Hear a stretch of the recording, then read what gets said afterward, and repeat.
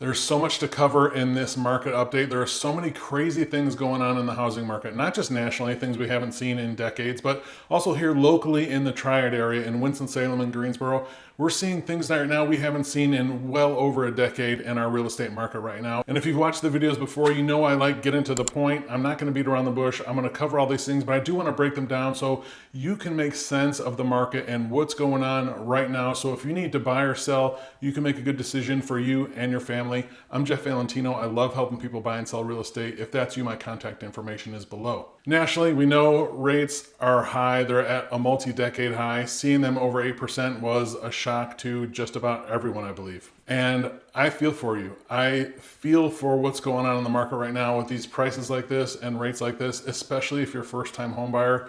It's tough, I understand, and I do want to acknowledge that. I wish it wasn't happening, but here it is. I hear so many people saying, well, something's got to give. Well, what if this is how it is for the next few years? Last year when rates really started to climb and so many people were saying, marry the house, date the rate, da da da da da. I was saying, if you like the house, if you can afford the house, if it fits in your budget, buy the house. If rates don't come down, you know you can afford it at the worst of it. Remember a couple years ago when the Fed said this inflation is transitory and shouldn't be here for very long? Well, they were wrong. And remember last year when economists said we should be through all this mess and rates should be back to 5 or 6% by the end of 2023? Well, they were wrong. Turns out printing trillions of dollars and putting them into the US economy had a bigger impact than a lot of people figured. I'm not necessarily here to comment on that, but we are in some uncharted territory. So when someone says, here's the crystal ball and here's what's going to happen or here's what's not, obviously they don't know. So what happened with all that? What's happened this past year and more importantly in this market update this last month? Sales have gone down. We've seen prices come down some, but I honestly don't think this is the crash that you're looking for or that you think might be happening. And remember, I'm not talking about number of sales being a crash. I'm talking about where prices decline 10, 15, 20, 25% like we've seen in 2008. Yes, the number of sales have gone down. They're about 15% lower this month than the same time last year, about 15 to 25% lower than the last 2 years. So in that regard, yes, sales have slowed down, but we have not seen that reflected in pricing. And that's why this is important to go over. Remember, for prices to come down in a big, meaningful way, a crash, we have to really have a ton of supply and we have to absolutely crush demand. And where do we get supply from? We get supply from existing home sales. Here's why I think there will be a little bit lower those than typical over the next few years. Some people just aren't going to sell. They have a really low rate and they're going to make do with the house that they have when maybe otherwise they would sell. There's going to be a number in that. I don't know what it is, but there's going to be a certain percentage, so that will constrain supply. We had corporations throughout Winston-Salem, Greensboro, High Point, all the suburbs, and almost all of the affordable price ranges up to about the $500,000 mark buy hundreds and hundreds and hundreds, maybe thousands of houses over the last couple of years just in this area. Are they going to release all those houses back on the market ever? I don't know. I kind of doubt it. If they do, it probably might be in a bulk to another set of hedge fund, or I don't think they're going to kind of trickle them out onto the market. Could be wrong, but it seems like they're going to hold on to these houses for a long time. So if we say there will be some constriction in supply from existing home sales for those two reasons, let's talk about new construction. This is where we'll see a pickup in some supply. We'll see some pickup. Actually, new construction closing sales are almost double what they are in a typical time. Now, in the Triad area, it's not a huge new construction market like some other places are. New construction is about 12 to 15% of our sales typically. So seeing that double to about 20 or 25%, it is a big jump. It's double, but it's not something that's going to increase supply by a ton. And the other part we're going to see supply increase from is from, unfortunately, people losing their house, going into foreclosure, and it coming on the market. That's what we saw the massive wave of that really put pressure on the housing market. One of my favorite places to look at this, and you can take a look, is on CoreLogic. If you Google CoreLogic loan performance, you'll see this chart. And what you're going to see in this latest update, you're going to see that nationally, people that are behind on their mortgage is actually going down. Not going up, it's actually going down. As a matter of fact, people who are behind on their mortgage are at their lowest level since 1999. And if you look down at the state level, you're going to see in North Carolina, not only they're not anywhere near the top of mortgage delinquency rate, North Carolina actually had one of the biggest drops of mortgage delinquency rates in the country. So if the unfortunate happens to a lot of people here, they're probably going to have some equity. They can probably sell that house, make some money, and not go into foreclosure. So that's why I don't think that there is going to be a foreclosure wave coming. Not anytime soon, at least. So those are the things that are going to constrain supply in an already tight supply market that we've had. Let's talk about demand really quick. Obviously, demand has taken a big hit. This recent rise in interest rates has really taken the wind out of a lot of people. We saw activity on listings and showings activity go way down when this happened. But I have to tell you, in the last 7 to 10 days since I'm recording this, I have seen at least 4 times where homes have gone into multiple offer situations in the first 24 to 36 hours. And that's representing buyers and sellers at price ranges from low 200s to upper 400s and in the $500,000 price range. So multiple clients, multiple areas, multiple price ranges. Of course, that's a little bit anecdotal. I have seen showing slow down, and I'm going to show you that in the numbers in just a second. But even though demand has taken a hit, it's important to know that there is still demand in the market. Let's take a look at some specific local numbers throughout the triad. Number of closed sales, 1,609, which is about 15% lower than this same time last year. Again, a lot fewer sales this last year than the last 2 years. Now let's take a look at average sales price. This is interesting because if you look at the average sales price, this first screen is the entire MLS. You'll see it went down about $10,000. Now what I have to tell you about that is that's really location specific, because if we look at Winston-Salem, for instance, we'll see that went up slightly. And if we look at Greensboro, we see it went up over $13,000.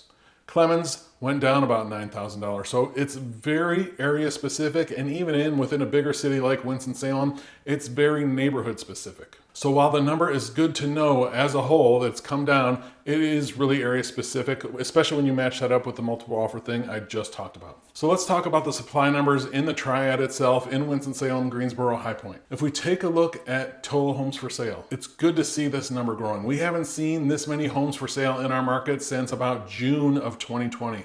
So almost 3.5 years since we've seen this number of homes for sale. That matches up perfectly with our month supply. We're going to see we just crossed over the 2 months of supply mark for the first time since about that same time. Summer of 2020, we have never had more than 2 months supply. So we just crossed that. We're at about 2.2 right now, MLS wide. And I can tell you in the more affordable price points, it's a little bit lower. In the more luxury price points, it's a little bit higher, but again, average is about 2.2 months. Now, another important thing to know, while this is good, we don't tend to see like real price reductions or real price pressure until we get to that 4-month mark, sometimes 4 or 5-month mark.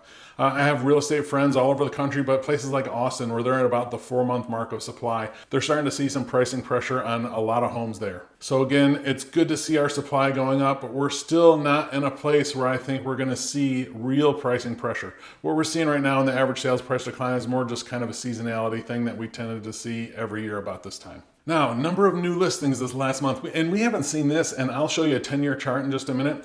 We haven't seen this in the triad since 10 years going back on these charts. And if you've watched the other market updates before, you know I've usually said, this time of year, new listings come here and they tend to decline throughout the year until we head back into the spring market. Well, go ahead and put up this chart so you can see I'm not crazy. About this time every year, about October, November, every year, we see the number of listings generally decline for the rest of the year until we move into the spring market. Look what's happened the last 3 or 4 months here in the triad. We've seen these number of new listings bounce around in a range, and normally they decline right now pretty steadily. What do you think the reason that is? Let me know below. I'll tell you from a very informal survey I've done from some clients, potential clients, real estate colleagues. It's a whole number of things. A common one is people are wondering if they missed the top of the market, so they're in a hurry to get their home on the market. But the other thing is just regular life stuff is what I've been hearing most often as the world tends to kind of still normalize again. Growing family, shrinking family, marriage, divorce, things like that. Another common one that people told me about is people that were in a real rush to buy a house in the beginning stage of the pandemic when there was absolutely no inventory and the houses were getting 10 offers in the first 10 minutes. People are realizing, maybe I went too fast on that. They're going to sell that and just buy a different one and just kind of deal with prices and rates, what's going on right now. Well, I can't say for sure of what's going on, what's causing this number of new listings. That generally does not happen this time of year. It will be interesting to see if that continues through this winter or if we finally start to see a seasonal decline in new listings. All right, let's talk about the demand side, which we're going to get our indicators there and talk about some of the stats here real quick. If we take a look at the median list price, we're still at 100%.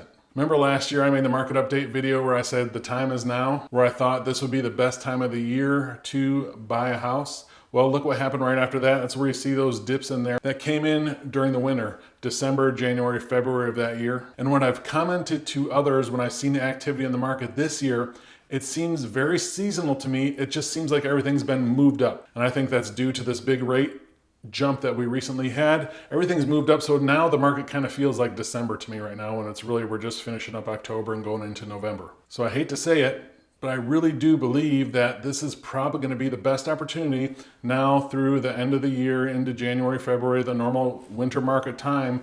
If you're looking for a deal where you can probably get the best deal, just because demand is so low right now. If you're looking to sell, maybe not the best time. And we see days on market held steady at 10 days. I was really wondering if that was going to jump when I made the last market update, because we saw another rate increase then and we saw activity slow down, but it's still held at 10 days. Let me just say, I'm not one of these people that thinks prices always have to go up, and I know that's the reputation of realtors, and a lot of them probably deserve that. I wish they weren't.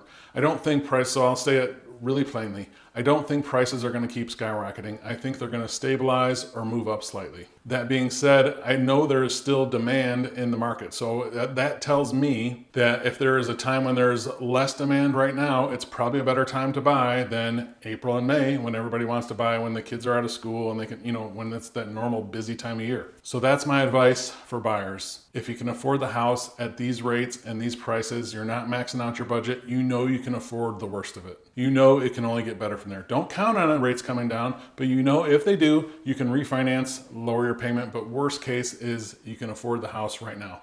If you don't think you're going to be here for at least 2 years or 3 years, then maybe you consider renting for a while. If you're 100% not sure where you want to live, maybe consider renting for a while. Sellers, the market is still moving. Buyers are much more picky. The buyers that are qualified now are much more picky than they were recently. So have your house ready. If it's not in a prime location, be prepared to do some things to boost curb appeal, make some simple repairs and things like that. And if we're talking and I give you a range, if you want to be at the top of that range, just know your house might not sell in the first day or two. You might have to wait a while to get the money that you want, but houses are still moving. If you're thinking about buying or selling a house anywhere in the Triad, I'd love to be a resource for you. You can reach out to me directly at jeff@govalentino.com. Thanks.